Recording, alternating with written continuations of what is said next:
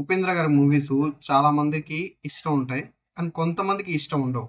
Hi! Hello! Let's welcome to Mogul official. So, thumbnail మీరందరూ already చూసే ఉంటారు. So, ఏమాత్రం లేట్ చేయకుండా వీడియోలోకెళ్ళిపోదాం.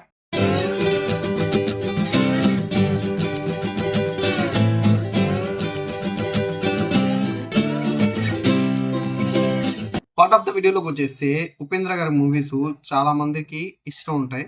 అండ్ కొంతమందికి ఇష్టం ఉండవు. 'యూఐ' మూవీ అనేది ఉపేంద్ర గారి మూవీస్‌ని ఇష్టపడుతూ ఆయన మూవీస్‌ని బాగా లైక్ చేసిన వాళ్ళకైతే ఈ మూవీ అనేది ఎక్సలెంట్‌గా అనిపిస్తది. సో, వాళ్ళ మూవీస్‌ని రెగ్యులర్‌గా చూడకుండా ఏదో కొత్త మూవీ వచ్చింది. సో, ఎట్లా ఒకసారి అటెంప్ట్ చేద్దాం.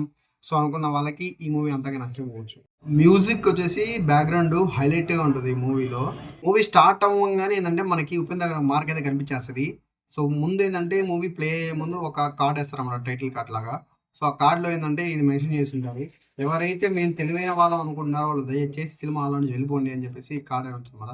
తర్వాత కొంచెం సేపు తర్వాత ఏంటంటే అలా వెళ్ళిపోయిన వాళ్ళందరూ వాళ్ళు తెలివైన వాళ్ళు అనుకుంటారు. సో, వాళ్ళు తెలివి తక్కువోళ్ళు అని చెప్పి ఉంటదన్నమాట.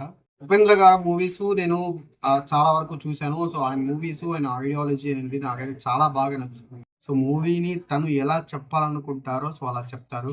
సో, మూవీని పర్టిక్యులర్‌గా ఇలాగే తీయాలి అన్న ఒక టైమ్ లైన్ అయితే ఆయన తీసుకోరు. చెప్పినట్టుగా ఏందంటే ప్రతిదీ ప్రతి ఒక్కరికి నచ్చాలని రూల్ ఏం లేదు. సో, కొంతమంది నచ్చింది, కొంతమంది నచ్చకపోవచ్చు. సో, అలాంటిదనమాట. సో, ఉపేంద్ర గారి మూవీస్‌ని ఫాలో అవుతున్న వాళ్ళకైతే ఈ మూవీ పిచ్చ పిచ్చగా నచ్చుతుంది. ఉపేంద్ర గారి స్వాగ్ గానివ్వండి, ఆయన స్టైల్ గానివ్వండి, ఆయన డైరెక్షన్ స్టిల్స్ గానివ్వండి, ప్రతి సీన్‌లో మనకు కనిపిస్తుంది.